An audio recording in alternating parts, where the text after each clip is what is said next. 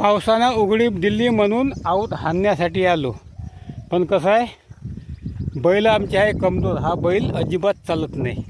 ऊन लागलं का हाला तोंड जीभ बाहेर काढते कुत्र्यावानी आणि लायकते, अजिबात चालत नाही. कसं आहे, आता लहान शेतकऱ्याचं कसं जीवन आहे ते घेऊ शकत नाही. बैल कठीण काढ राहते, लई बैल महाग राहते. सस्ते बैल आहे का आजकाल 50-60 हजारच्या वर एकच बैल भेटते कमीत कमी, जास्त पण कमी नाही. अशी कंडिशन झाली शेतकऱ्याची. एकूण लहान शेतकऱ्याचं मरणं आहे.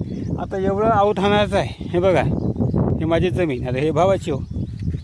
आऊत हाणायचं आहे. आता बैल चालत नाही. पहिल्याच तहाले बैल चालत नाही. आत्ता येतानाच जुतला, हे बघा, येथूनच हाणला तरी बैल चालत नाही अजिबात. भाऊसुद्धा सांगे बैल चालत नाही सध्या म्हणे. आता कसं करावं शेतकऱ्यानं? लहान शेतकऱ्याचं मरणच राहते, तसं सर्व शेतकऱ्याचं मरण राहते, पण लहान शेतकरी जगात टिकत नाही अशी कंडिशन राहते. तुमचं काय मत आहे सांगा.